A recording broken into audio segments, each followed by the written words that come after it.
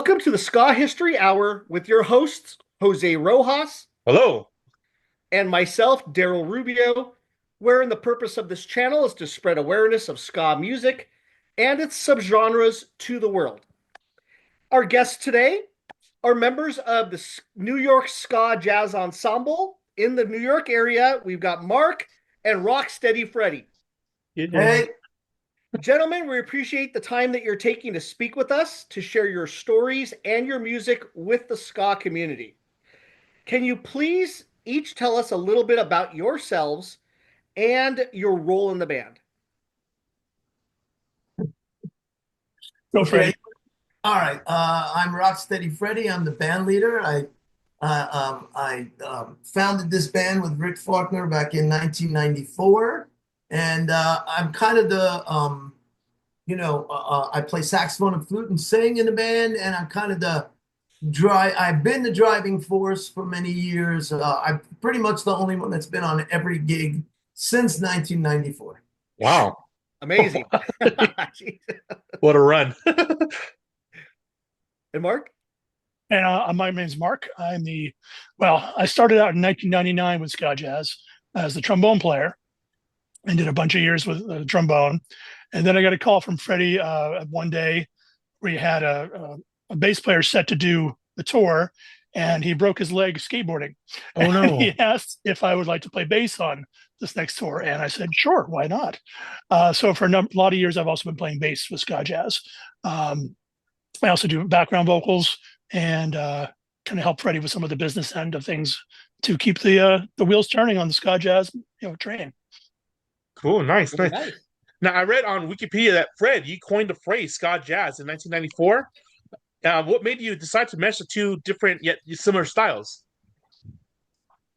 Well, I mean, back then I was playing with the Toasters, and we had heard the Scatolites, and we were playing with a lot of the seminal bands like we played with Special Beat, and we were playing with Selector.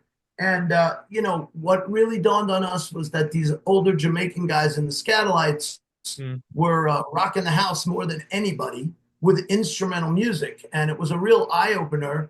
And it was also just really cool to see people dancing to the style, particularly instrumental music. Mm. And so, that sort of spurred the whole impetus to want to do something in that vein. But of course, we were young New York guys, not older Jamaican cats. Though we had a very similar shared jazz connection, we were of a different era. So, I knew that I wanted to do a band and do something, but we needed to come up with, our version of it. And, it just seemed like everyone was hinting at this ska jazz, and there was Jamaican jazz, and there was one thing recorded before I came up with this that was called jazz ska. But like, we were the ones that really took it and said, this is the style. We're trying to find these guys that actually know about ska music, that love ska music, that love reggae music, but that also have this, extended jazz harmony awareness. And then on top of all that, my whole thing is like, I'm really more of a rocker.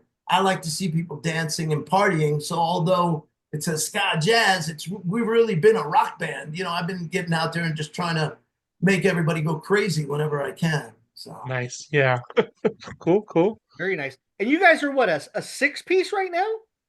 it's typically six on, bigger shows and bigger festivals. We go with seven sometimes. And on the records, of course, we spice it up with all kinds of guests, and I play Barry on a lot of tracks. You know, we'll use percussion, we'll add extra vocals. The recordings are more produced, but typically it's been six. Very Okay. nice. Cool. So Cool. you said that your band started in 1994. Please tell us about the formation, how you did that. I know you kind of briefly touched base on that and what you wanted to do from the Toasters into that. How did you choose the players?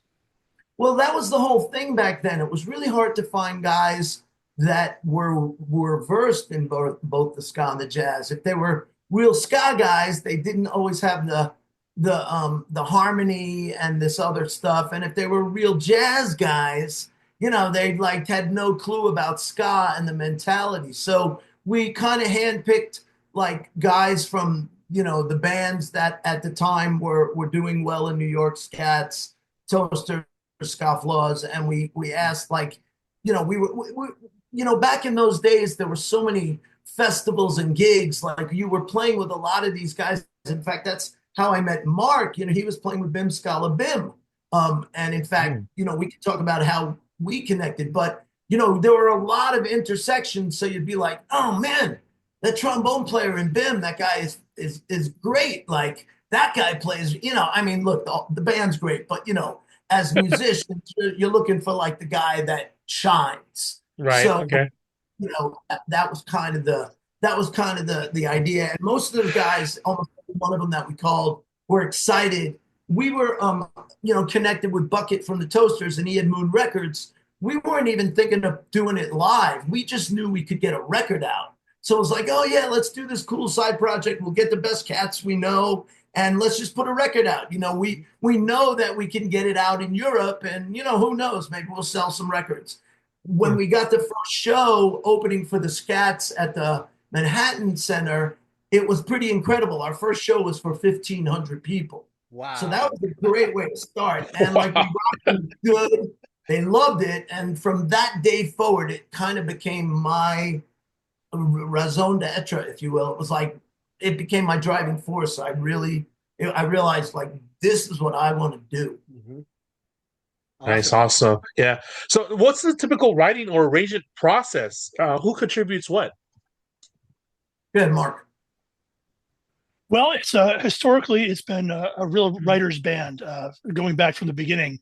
You'd have track written by Freddie, who was one of the main writers, and then you have some great stuff from Kerry Brown, Rick Faulkner, one of the original members, had some great compositions. Jonathan McCain, one of the original drummers, would come in and have some great tracks as well. Victor Rice wrote some great stuff as well in the early records. So it was, not only was it a great vehicle for players, it was also a great vehicle for writers. And Freddie's been really great about encouraging the members who come through the band to also write and create and contribute to the legacy and the catalog of ska jazz.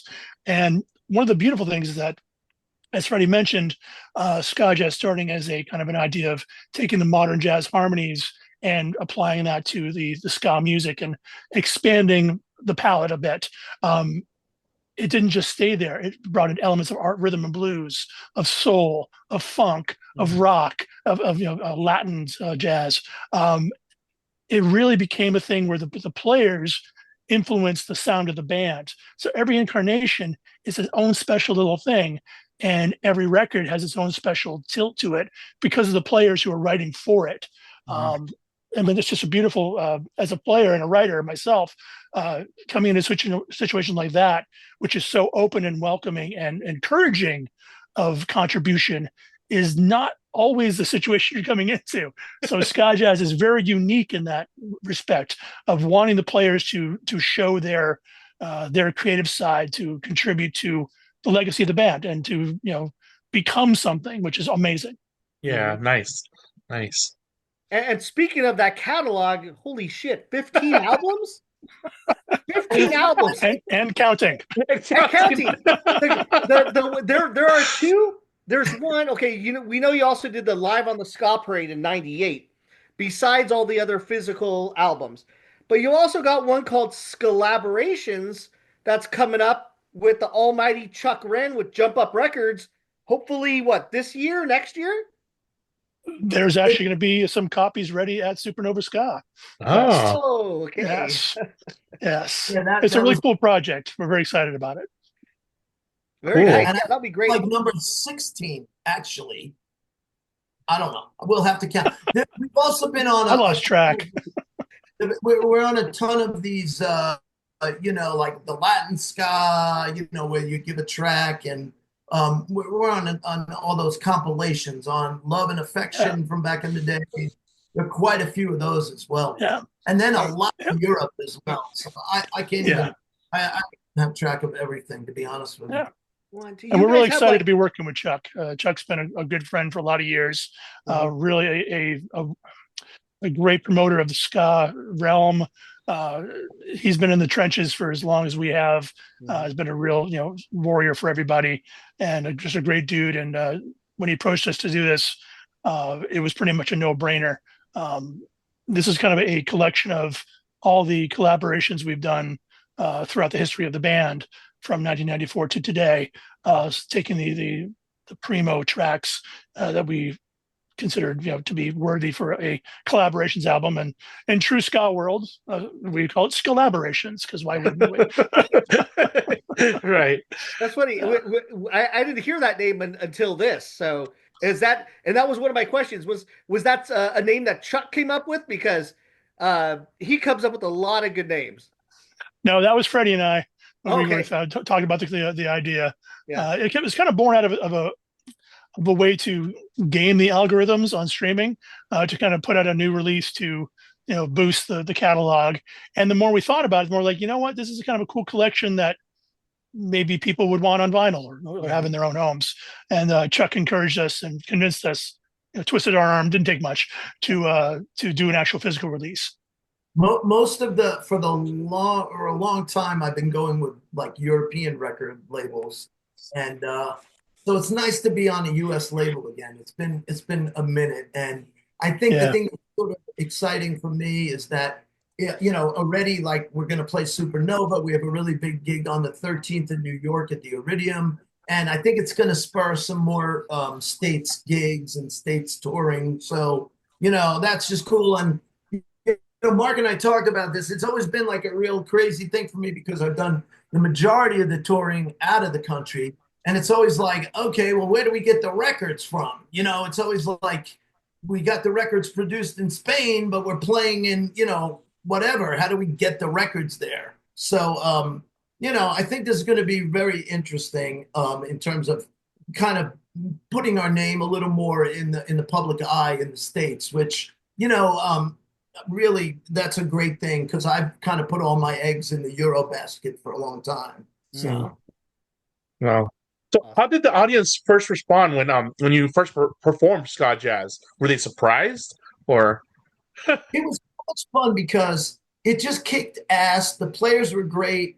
We were really excited about it, and it seemed like they were really excited about it. So, it was just it was a great way to start, and the way the thing kind of grew was like organically. The first tour was in like 95 or 96, the first Euro tour. And we played like 11 shows in Germany and one in Poland. And we were the first American ska band to play in Poland after the wall came down. After the wall, yes. So it was like, we were in the van driving. I turned on the radio and it was us doing Harlem Nocturne, which is actually a Stax feature. It's like, holy shit, this is what a mind fucking blowing thing that you're like coming to this place and you're on the radio as you drive into the country. And then of course when we like go to the train station or whatever, everyone's just staring at us because they're like, we're wearing different kind of clothing and they're like, you boys ain't from around here, are you now? You lost, boy. Yeah. It was really cool. And then that tour led to more, like, I remember that one led to Italy. And then all of a sudden it was like, now we got Switzerland. Okay, now we're going to go to Belgium. Oh. And it kept growing. And I was pretty, what's the word? I was pushing, man. I knew it was like the window of opportunity was open. So, I was going and the band was going. At one point I was going to Europe 4 to 7 times a year. Wow. Wow. 80 euro. And that's the great thing about this band is, in fact, when you play places that they may not know who you are, or they may have never heard of ska music. What's this ska thing? The great thing about this band is that it's such high energy, it's such a high level musicianship, and there's an attitude of we're throwing down no matter where we're at, no matter who's in the audience. That audiences of all ages, from little children up to old people, they're all get caught up in it and they enjoy it in their own different way. You have some people dancing in the aisles, you have some people kind of bopping in the seat, and you can have like the listeners just looking back going, yeah, this is cool. So it has a wide appeal to everybody, and you can it can reach you on your own level. But Freddie, when I first met him, when I auditioned for the band, his first question to me was, "Are you ready to throw down?" And I was like early 20s at the time. Yeah, throw it down. Yeah, like, Sure, I'm ready to throw down. He's like, "No, motherfucker, are you ready to throw down?" And I'm like, "Oh shit, this is serious." And he's always kept that attitude every time he goes on stage. Everything he does, he has this attitude of like, "This is going to be it. We're going to give 110%, no bullshit." And that's what has been the mentality of the band all the way through since I joined, and has not let up since, which is great. nice, That's amazing. nice. Yeah. I think right now, both of you have answered about 2 or 3 of our other questions. It's awesome. It's You're great. taking this time, huh? Yeah, It's exactly. great. Don't waste your time. Yeah. So I've read. Okay, so before that, when I first heard of you guys, it was back, of course, in the mid '90s. You guys were with Moon Records, the legendary Moon Records, and Bucket and Steve Schaefer and those cats. How was it working with those guys in the early days? I mean, there's many ways that could be answered. You know, on one level, like Bucket is like, I call him the Iron Man of ska. He's just this incredible force. He doesn't stop. He tours more than anyone I know. He's just like, he's a machine, you know. He just turned 70. And as a matter of fact, I'm actually going to be playing the 45th reunion show of the Toasters in Brooklyn in Nice. Yeah. October 4th. So I've just been in touch with him. But you know, he did call it the two-tone army. So, you know, it was a rude awakening for me. Just, you know, like if we had a gig in Washington, D.C., and he said, we're meeting at the store or we're meeting at this address at 1 p.m. If you were not in the rhythm section and you weren't there by 1:30, they left without you. So, you know, it was like on a certain level, Matt Malice was the bass player and the tour manager. They ran a tight ship. We once got in the vans in Florida. We almost we got in this car accident. If I tell you the vans got demolished, it was like we were on the side of the road. Within 2 hours, we had a new rental. We were back on the road getting to the gig. These guys. I was at that festival. I remember you guys pulling into that place going, "Oh my God, we made it." You know, they were really astute businessmen. They were no bullshit. And, you know, Bucket was like, if you're not playing, run. You know, like it was this intense thing. So on that level, it was, you know, a different approach than I had ever had to music coming from where I'd come from. On a personal level, I used to play Scrabble with the guy when we were in the van for like 6 hours. He's a very smart guy. He knows like 12 or 13 languages. On a personal level, he gave me and gave us the opportunity to get this record out. So I'm like indebted to the cat. You know, he really brought ska music in a lot of ways to the States. So I got like deep respect for the guy. It was an intense period. You know, we were traveling across the country and then we go back and then we go back, then we go to Europe, then we go to, you know, so it was not a game for those who were weak at heart. You had to be all in. And, you know, it was an intense kind of thing. You know, it was like, it's on. And once the stage hit, boom. So, you know, it was a great time to be part of it. The 90s in New York, it was booming. We were doing local gigs at Wetlands. There'd be 700 people. And everybody's like, you know, moshing and going nuts. I mean, it was like, it felt like, you know, it was like going on fire. It was like when I'm traveling now around the country, and I was in the airport the other day, some guy recognized me. He's like, "You were on Moon Records?" And he was like, "I was there then." And it was like, we had this like special bond in a way because they understood like this was like a period in the US in that history when ska music was just like, you know, just exploding. So to be a player in one of the most prominent bands, it was fucking awesome. Yeah. And for every band in the ska genre at that time, Moon Records was the label you wanted to be on because he was creating this whole world of like bands and putting them out to the rest of the world so you could hear them. So if you were, a ska band who wanted some sort of, foothold, if you got into the moon ska world, that was amazing.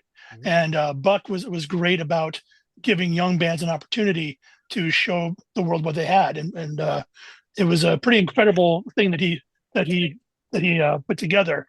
Um, the catalog he created through Moonsky is just ridiculous. Hundreds of bands, some and multiples of styles. Everyone had a chance if you were good enough, and he had a great ear and a great heart for letting people have the opportunity to give it a shot. And even some of those like new and upcoming bands, he did the ska satellite, Yep. off label. Or yeah, that was fucking great. I mean, to do something like that too, to give those other little bands a shot, pretty damn Yes, cool. for the '90s scene, Moonska was definitely the heart and soul of a lot of it. Mm-hmm. Mm-hmm. Now you played like major jazz and reggae festivals worldwide. Do you tailor your set depending on whether it's jazz or reggae or ska crowd? If to an extent, I mean, if I'm in a supper club and it's like older people, we're gonna be more chill. But it turns out that like, I mean, and then if it's like a theater and it's a jazz, like we played like in what's that one in Holland? I can't even remember. The Harlem Jazz Fest.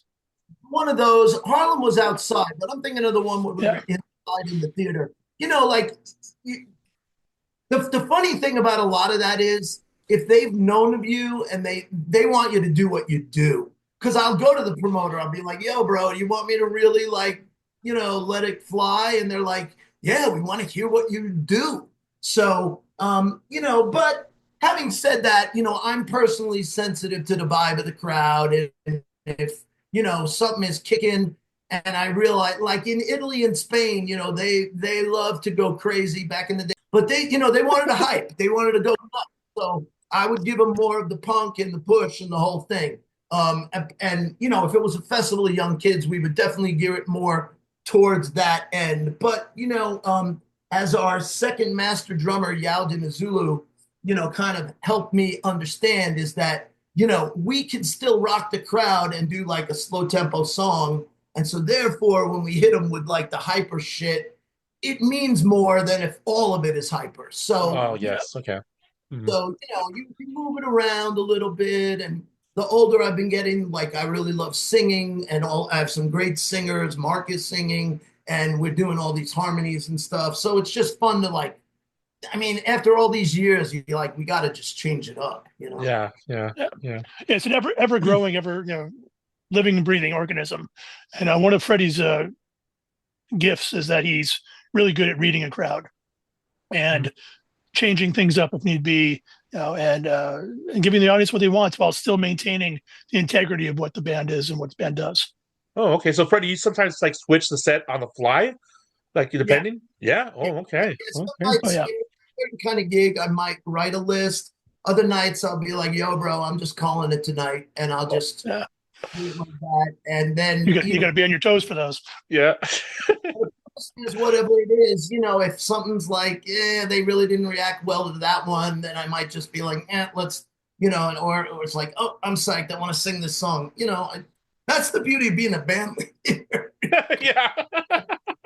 The man in Oh, charge. yeah, Yeah. exactly. That's awesome. Yeah. So I read you've had over 80 European tours. Holy Ooh. shit, that's insane. How many continents have you actually played on or played in, I guess? Um, Continents. Well, we only, we played in Japan, and then we've played in South America. We've played in Canada. I don't know how continents we played in. We haven't played Australia yet, and we haven't played Africa yet. Right. I Okay. had an offer to play in Africa, in Tunisia, and I Yeah. was, and for all these years, I don't want to say no. I want to go.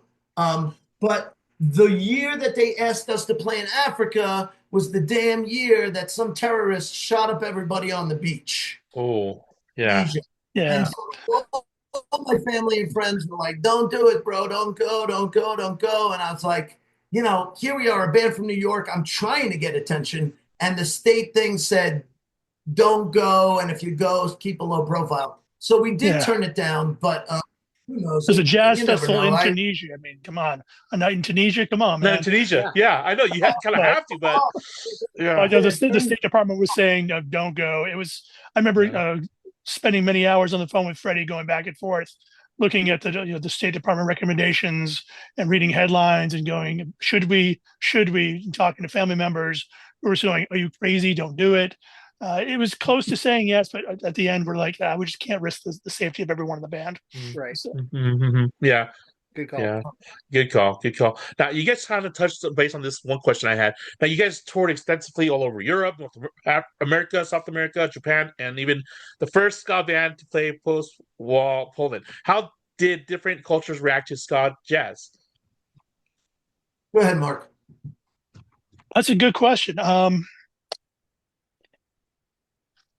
It kind of goes back to my previous conversation about the audiences and the wide range of how you can enjoy the music. Like sometimes, and what Freddie was talking about in Spain, some crowds are really hyped up and they get really excited about it. Other times you're in a place where they're a little more laid back and they can really like listen and enjoy it. And after the show, they come up to you going, "That was amazing." So they have a more subdued reaction. I don't think we've ever had a bad reaction to the band, which is saying a lot given how much we played and how many places we played. The band always seems to get over, no matter what size venue you're playing, what the festival might be, whether it's a jazz festival or a blues festival or a rock festival or a punk festival. It always gets over with the audience. They always find a way of reaching them where they are. I think that speaks a lot to Freddie's leadership and his way of reading the crowd, as well as to the integrity of the music and the quality of the music and the musicians that Freddie's been able to hire and find over the years and put into these configurations of bands. So yeah, it varies widely, but it's always positive. Oh, nice. Awesome. I would just that like as an example of what Mark was saying, like it's sort of funny in some of these cultures, like back in the day, or even now at times, like in the more Germanic culture, like you start playing and they're like way back, like, and we're like, come up, like come near us, like sometimes we do it, and sometimes it just happens like naturally, like as we're playing, they start getting near.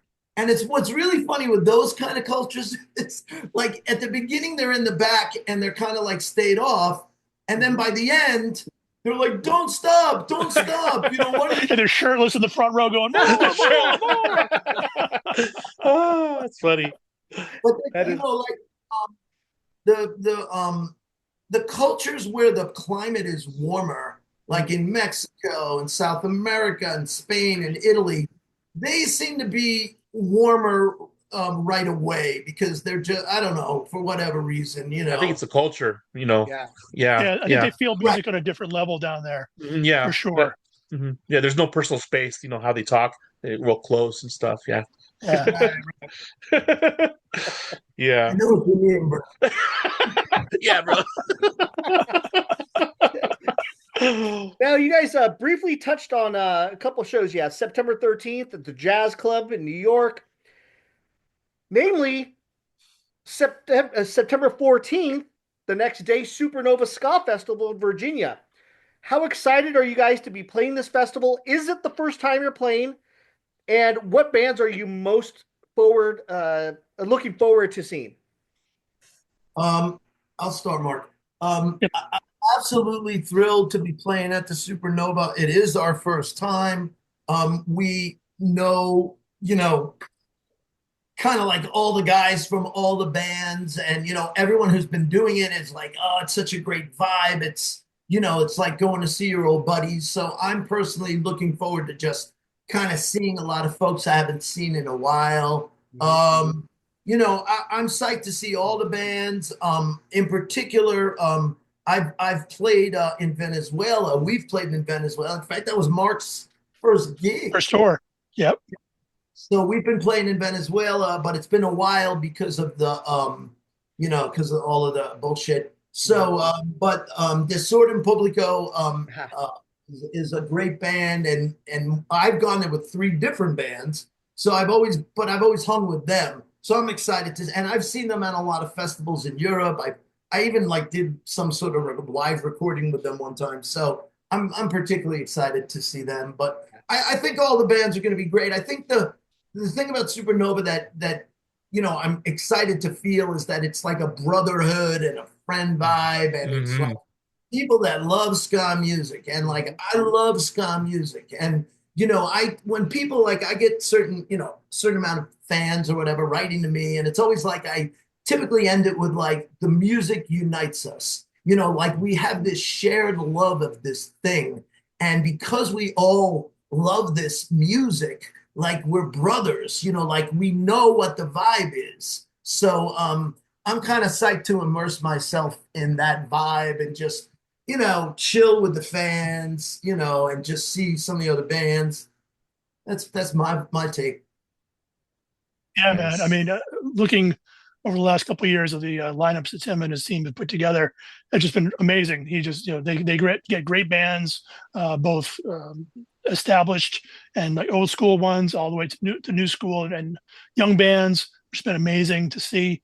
I kind of echo Freddie's sentiments. It's very much going to see family, and maybe getting some new family members, people you don't know. That's what wonderful thing about the ska scene is that it's very inclusive. Uh, there's not a lot of fronting. There's not a lot of snobbery. It's all like, okay, we're here, we're doing our thing. What you're doing is cool. What you're doing is cool. What you're doing is cool. Everyone embraces everybody. If you're playing and you're giving your whole heart, your whole soul, we're down.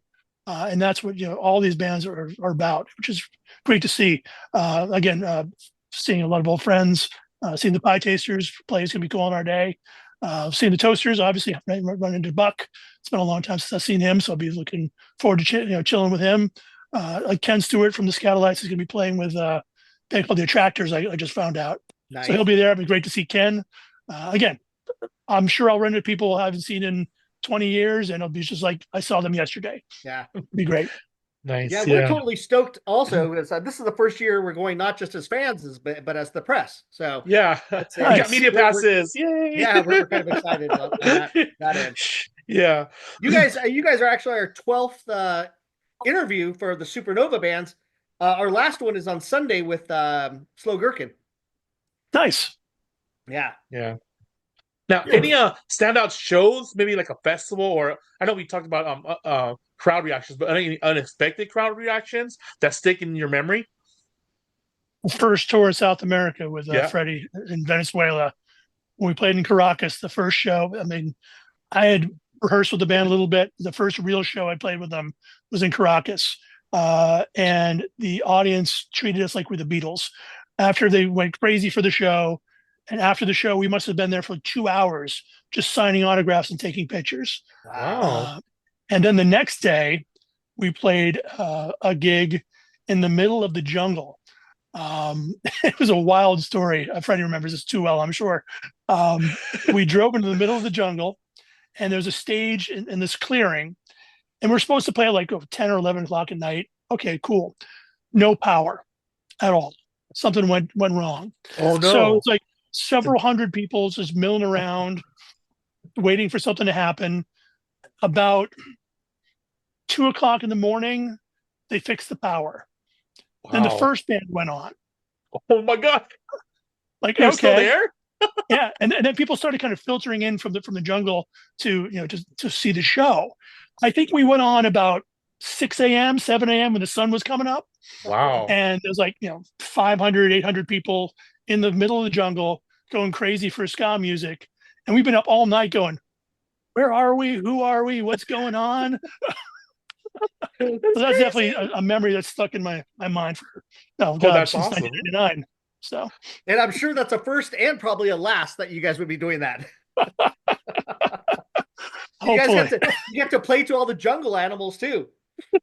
that was pretty amazing, man. Like being in the middle of the jungle, just like, what are we doing here, man?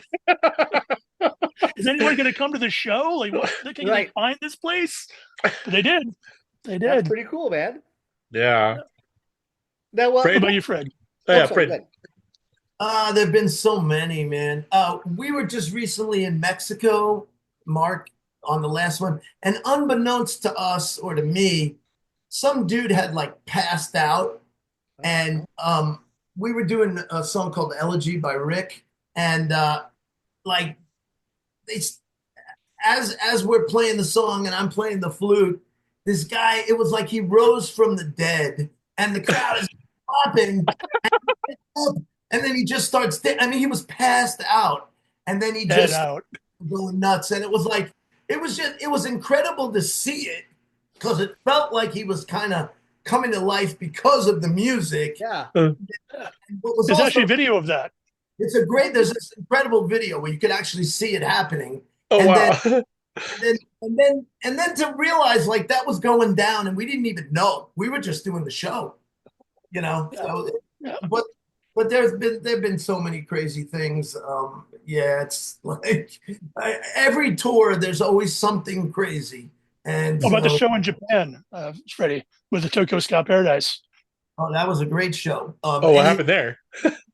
Well, anything in particular that you're referring to, or just what a good Oh, just show? playing a stadium to a place you'd never been, and to an amazing crowd. Those videos from that show are incredible. Right. Well, the thing that I got to give it up to Tokyo, these guys, they're big stars in their country. Hmm. And so they invited us to play with them at their festival. And, it was an honor and it was great. But what did these guys do that I cannot believe that not many bands will do? These guys are really big stars. They gave us the closing spot and Oh, they first. So we wow.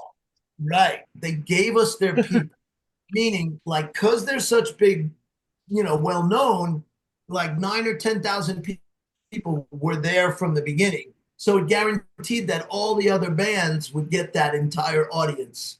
And the thing that was particularly cool for me was like we're driving in and like I'm watching them rock all these people.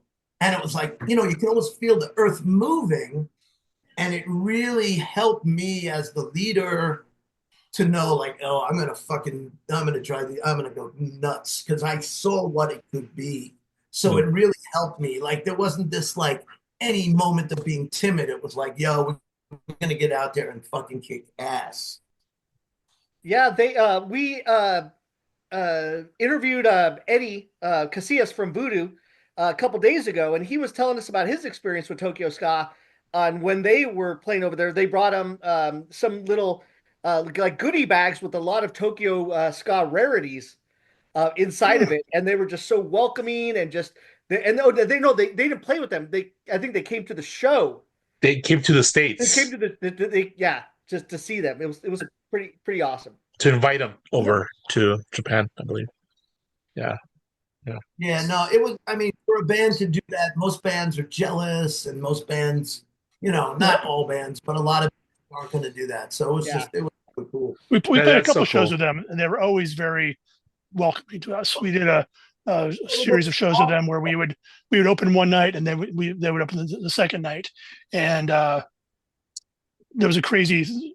We were playing Vienna, where I believe they opened, and then we've had a gig in like Eastern Europe in Prague or something, and we had a real hard time getting back to the show. I think it's like southern France somewhere. Or, it was a long drive. I remember that. So it was like 16, 17 hours. We got stopped by the police at least 4 times because we had out of country plates.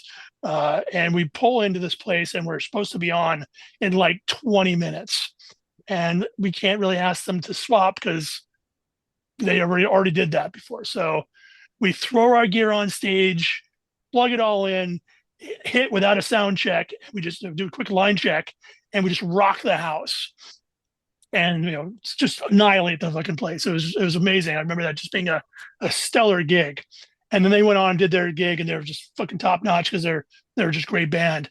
And afterwards, we're hanging out with them, and there was kind of language barrier because not a lot of them spoke English, and none of us spoke any Japanese at all.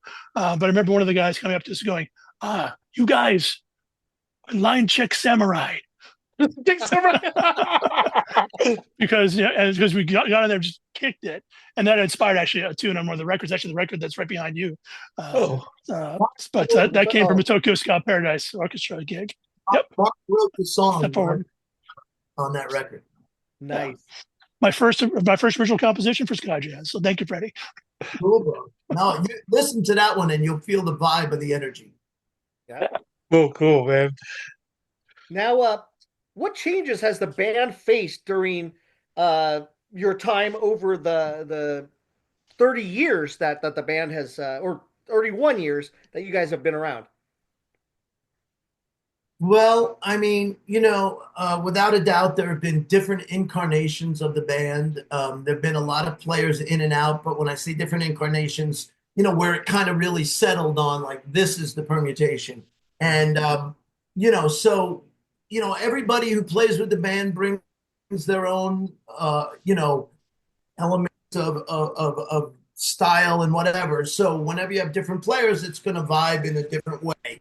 So, over the years, it's changed in that regard on who the players are. At the beginning, it was like just finding the guys that could play the style. Then at one point in the Minor Moods era, I was I was playing piano for dance classes at Purchase College, just as another little side gig to make some bread. And there was another percussion player there one day, and I was like, "Yo, bro, who's the best guitar player on campus?" So he gives me the kid's name, and it was like an 18-year-old kid named Andy Stack, and I'm like, this guy's too. He's like a baby. So one night, like, you know what? I was bored. Let me call the kid. Let me see what he's got. I called him up. He came over. He played great. I was like, oh my God, this guy can really play well. But let me make sure. I did an audition with 3 different guitar players. The band picked this young guy, Andy Stack, and from him, it was like I got all these other players. I kind of took a page out of like the Stan Kenton, if you guys even ever heard of that. Some of these old big bands, Buddy Rich, whatever. What they used to do is they would go to these music schools and get like the graduating seniors who were like needed a gig. And they were like the hottest young new musicians. So I kind of went with that. And Andy led me to Yao, who was my drummer, who's going to be with us at Supernova. Andy's going to be there. Led me to Peter Truffaut, a great keyboard player. Led me to Greg Leventhal, bass player. Now, those guys really didn't know ska music. So we'd be touring, and it was like mayhem on the stage. They were more in this jazz head, and I was like going crazy because, I was not into this like endless soloing. I'm much more about like songs, and if there were solos, like you take a chorus, maybe 2, and then after you're done, the next guy knows. None of this jazz thing of like, oh, my turn to play. I really don't like that. I like it feeling like a structured thing. Mm-hmm. So I had the young band for a while, and they were great, and the crowds definitely liked us. We vibe with the crowds, but these guys didn't really know the deeper ends of reggae and ska. So then I kind of made a conscious decision. Like, I don't care how old they are. I don't care where they're from. I'm going to get the guys now that really know the genre. And I decided that I needed more the rhythm section to be like a Jamaican rhythm section. Mm-hmm. I could add the jazz with the other soloist and the guitar or piano if they could.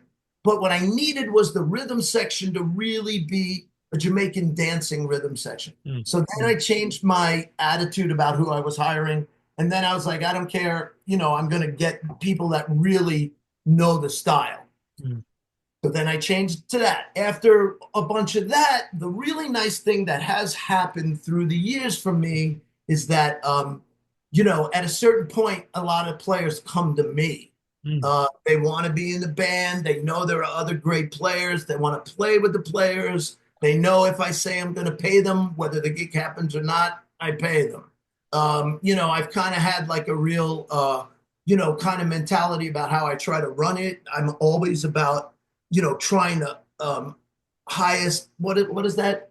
I don't like to lower the bar. I like to raise the bar. Mm-hmm. So, I've kind of, with all of it, the music, the way we deal with each other, the business, the way we have our accommodations. Mark has been managing me and the band for many years, and he's stellar. He, obviously he's working with an incredible band right now, so he knows the heights of it. But even with our level, you could be treated really well, or you could be treated not so well, and it's so with regard to like I would say like that's another thing like we have a certain level. Like some of the guys are older, they need their own bed. Like that's Mm-hmm. what it is. You can't do it, then we're not going to go. Mhm. There's just certain kinds of things that you have to make clear that that's the deal. You're getting a very high level band. There aren't that many people like us who are like lifers. Who I mean, I still try to practice, if you can believe it, hours and hours every day. I love to practice. I like to get better. I want to keep doing that. That's my thing. You're not going to get that all over the place. So, I try to make it very clear to the band, like, no matter what's going down, I don't care what you do off the stage, but when you're on the stage, you have to give me 110%. And if you're doing some bullshit all night, you're not going to be able to do it the way I need you to do it. So Mm-hmm. I've made that clear. I'm nobody's father, but I just won't hire you again. So Right. I've had to have that talk with a few of them. But Yeah, that's definitely the thing that's been a constant throughout my time with the band is that music comes first. The show comes first. You're there to be respectful to the music, to the band leader, and to the audience. And that has never changed, and they're never going to change. And that's one of the beautiful things about this band is that, as I said, are you ready to throw down? That's every night, every single night, no matter if you're playing to 10 people or 10,000 people, it doesn't change. It's be respectful to the music and the band, the legacy, and the audience. Nice. Now, your music has appeared on MTV's Road Rules, Nickelodeon, and even Campbell's Soup ads. How did these collaborations come about, and how did that impact your reach? well, I mean, oh, I'm sorry. Oh, there was a delay there. There's another one that's really good that's not on that list you're reading. Is one of the songs was in a Nickelodeon documentary called Redemption, Oh, and one of our songs, one of the ones I wrote, and it got nominated for an Academy Award. So oh, that was whatever, just another little thing. But whatever. no, I mean, Academy Award. Yeah, Yeah. it's just just a nomination. Sorry. That's awesome, though. Yeah. all these things are great. The Campbell Soup thing was real cool because I was like, for 6 months, like it was on Channel 4 every day. So the weird thing is that like people hear it, but they don't know it's you. So, you could tell them, but it's sort of weird. I mean, that's almost like the fate of ska music. I still go to people like, I play ska. I created this thing called ska jazz. Have you heard of it? And they're like, what? But whenever you hear a party or, tons of commercials, ska music all over the place. So I would say each of these things helps the notoriety, helps the up. People in the know really know you're getting some cool stuff. And, I think, when I meet anyone, I'm like, you probably heard me, whether you realize it or not. Because, like, we also did that thing with the Toasters. We did the Nickelodeon, what was that, Kablam? We did a cartoon. And, like a lot of people are like, oh, I used to listen to that. So, yeah, I mean, I don't know if it helps us get any better gigs. I think it's actually for the scene itself. It helps your credit, so to speak. It's just people start knowing like you're not fucking around. You're doing some real shit. You're really trying to make it happen. They know you're serious. They take you more seriously. Maybe they respect it because it's like, oh, it's on television, or oh, it's in that movie. So some of them came around just through personal connections. Others, like, they just hear the music and they call us. Oh, cool. You guys ever been standing in a bodega and you hear your music on the TV or something like that, and you're all, "Hey, that's me," to the guy next to you? The best thing for me was that the song I'm telling you about that got the Academy Award nomination was on this thing. So it was on Delta Airlines for about a year or two. Okay. Every time I took a flight, I was like, I wanted to like jump up in my seat and just be like, yo, that's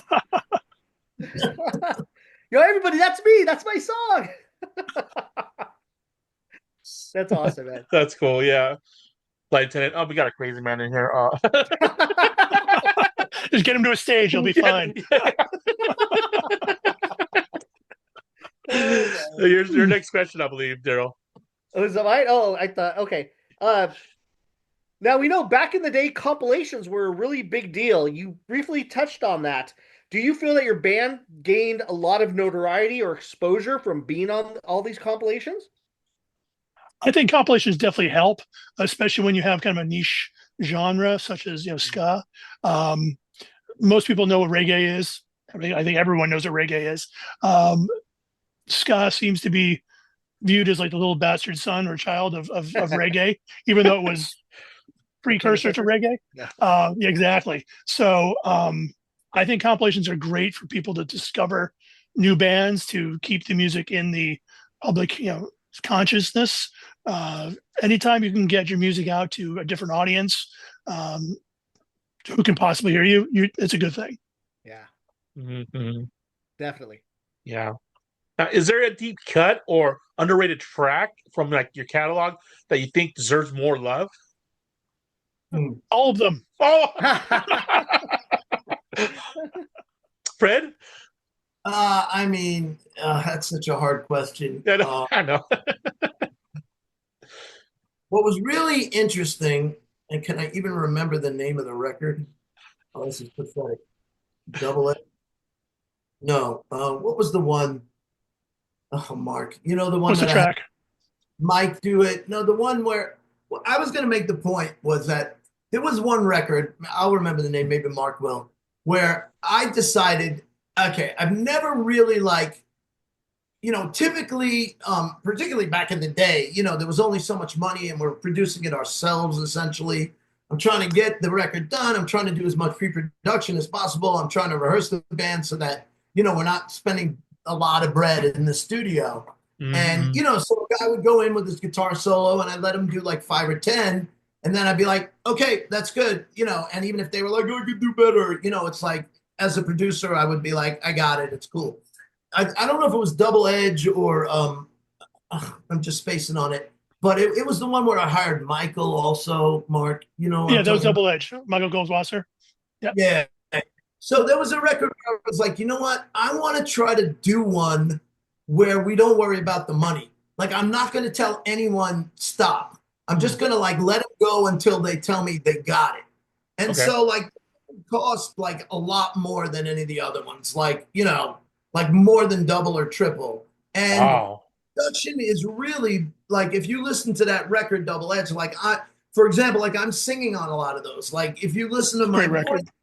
like spent a lot of time making sure like it's as perfect as I could get it. You know what I mean? And it didn't really translate into more sales. So, that was kind of interesting. And our first record wasn't even really properly mastered. And some people are like, it's my favorite record. So it's kind of a funny thing with the ska and the jazz. I think it's about like getting the vibe. So a lot of our records almost entirely are live records, meaning like the rhythm section will play, the horns will play with the rhythm section. If we get the parts, we keep them. If we get the solos, we keep them. If we have to overdub stuff here and there, we do. But a lot of times, we get the solo with the live band because that's like the vibe because we're grooving with the rhythm section. So, it just, I thought it was particularly bizarre that here it is, I spent all this money and it doesn't really, the public doesn't know the difference. Yeah. Wow. Wow. But I personally, I love all the records. They're all my babies. What I'm proud of is that I still can listen to them and mostly I like them. So I'm like it's I'm not like cringing like what did I do back then? It's so that's a good feeling. And that original record, if you listen to it, yeah, it's a little raw, but the vibe is the vibe, and that's that's what started, put us on the map, and I think it speaks to like what ska jazz is. And Mhm. it's about this like synergy of vibe and energy where Mhm. you're getting it because you have these great players connecting in that moment. It's not like, all right, let's put the drum track. No, we're going to Right. put a bass track. It's real. It's, It's Yeah, real. yeah. Like you said, the vibe. The vibe. Yeah. yeah. So sorry to throw a wrench in the works, guys, but I have to bail. But it's been a wonderful talking to you all. Thank you so much, and Yeah, keep at it. yeah, All right, Mark. we'll see you in a couple weeks. Awesome. See you, Next week. Oh, Supernova. next week. Yeah, we'll see you then. Take care, Take guys. care, man. Well, thank you, Bob. So, Freddie, we only got a few more. Yeah. Okay. Now, uh, what does? Oh, sorry. Okay, sorry. What does the future hold for New York Ska Jazz Ensemble? Any new material coming out besides the collaborations that we know of? Well, I'm definitely, we're gonna wait till it's coming out in like a week or two. So like my plan after that is to like write the next record. My method you had asked a little earlier, one of the things I've been doing for years now is like I'll sit at the piano. I play a lot of piano. I like to sing a lot now. And or regardless, whatever instrument I'm using, if something comes out that I think is particularly interesting or creative, I record it and there it is. And so like my phone is like I've probably got like 100 of these. And so like when I get enough money and I'm just like, all right, I'm ready to do the next record, I just go back to my thing. I pick like five of them, or I just pick like the five that I like the best or whatever. And then I have my originals, and then I'll whoever I'm going to use, like Mark, or I have some European young guys right now also that I'm very excited about. They're Mhm. really got the vibe. I got a great keyboard player, Mario in Spain, and a great guitarist in Genoa, Italy, Simone. I want to get them on the records. I want to get them writing because the thing is, too, it's like it definitely. There've been records where I'm like the main writer and just the guy, but I think it really is cool to have all these other little influences. It also helps them like incentivize them. They're part of it now. They're going to get writers royalties. They're going to get whatever. It's their songs. If I call it on the live gig, it makes them feel great. And so, you know, um, I mean, I'm definitely going to, within the next period of time, just do another record. And my method is, I got this from Sting, which I thought was like, I think it was what was that one? He brought all the musicians. It was when he worked with the jazz guys with Branford and Kenny Kirkland and all those guys. He brought them to some like castle in England. They all lived there for 2 weeks, and then then they eventually recorded. So I've used this as my template where I bring everyone hopefully to like my house in New York or wherever. I have them stay for a few days. We vibe, we practice, we pre-produce, and then we go to the studio. So it's like, it's really like organic and everyone's like, like we're living Bonding. together. Right. Yeah, and like really, and the thing about all of that too is like the more you pre-produce, the less time it takes. And it's Mhm. execution as opposed to like, oh, who's going to take the solo here or whatever. It's like you've worked all that shit out. So Mhm. yeah, within this year I'll have a new record. Get that going. Cool.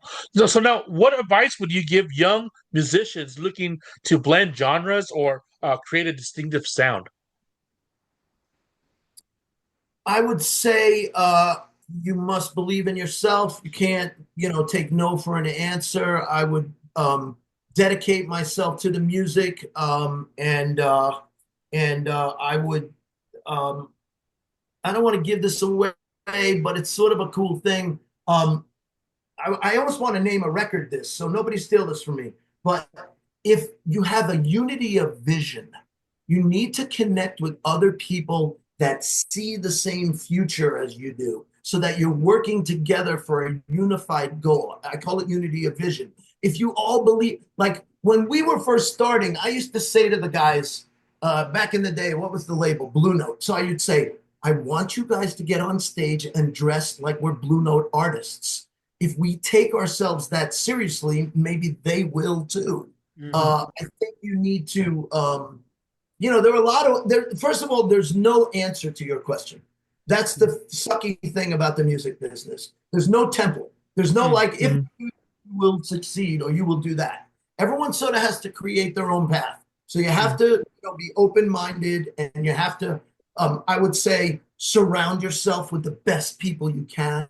Surround yourself with moral people who you trust. None of this, I play rock and roll and I'm always stoned or I'm coming 5 hours late bullshit. It's a real job. If you really are serious, take it as such. Good words, bro. Thanks. Nice. Yeah, it's not easy. It's a sucky business. It's a really hard life on a lot of ways. So if you aren't willing to make the sacrifices, don't play, because you got to be all in. Right. Now, where can we find your music, both physical and digital? Well, digitally, it's on Spotify, and it's on all the digital platforms. It's on what else? Apple, iMusic, all that stuff. And if you look around, it's pretty easy to find. The physical stuff, come to Supernova or come to New York. I'm going to have the new LPs. You could always get in touch with me and I can send you some stuff. At this point, that kind of stuff is usually at live shows, Yeah. Nice. Cool. Yeah. Now, for my final question, picture the Ska History Hour viewers discovering New York Jazz Ensemble for the first time. Which track should they queue up and why? Well, our quote unquote hit has been Take Five. It's a Paul Desmond song. It was written in 5. We do it in 4. Maybe some purists don't like that, but around the world they love it. It's a singable melody. It's a recognizable melody, and we're doing it as a dance track. So it's very much a new take on an old hit, if you will. Dave Brubeck, had a lot of success with this song. I'm personally a musician who loves melody. I love singable melodies. And, I think that's kind of one of the reasons that one is kind of a good one. Another one I wrote a song for my daughter. It's called Joelle. It's more of like a pop ska thing, but it's kind of the joy I felt at becoming a father. A lot of people seem to resonate with that one. And, and if you're whatever, I would just say check as much of it out as you can. Over the span of the 30 years, I've really expanded. We were covering all the jazz composers, then we're doing the reggae composers. Now I just, I'm a rocker too. So it's like, I'm going to start doing some of those, and nice. It's just like, it's all music, right? Right. Yeah. Right. Yep. Now, this is my last question. Any last words that you have for your fans out there and the viewers of this channel? Viewers of this channel, keep listening. These guys are putting out great vibes. I had a great time talking to them tonight, and I'm convinced that by listening to this, you're going to really grow and get to listen to all kinds of great music. To the fans who've been with us, I can only say thank you. We love the music. You love the music, and so keep coming to the shows. We need you as much as you need us. So, and if you come to the show, we want to see you dancing. All right. Well, we really appreciate the time, Freddie, Rocksteady Freddie, that you took to speak with us, you and Mark, of course. Jose, tell us about the Ska Box promo. Sure, no problem. Hello, Skankers. Jose here, aka Skanking Force. Would you like to win a free Ska Box? It's as easy as following Ska Box Rocks and Sniff Dog Records on Instagram and Facebook. And subscribe to Ska History Hour on YouTube and comment Ska Box Rocks in any video to enter. Good luck!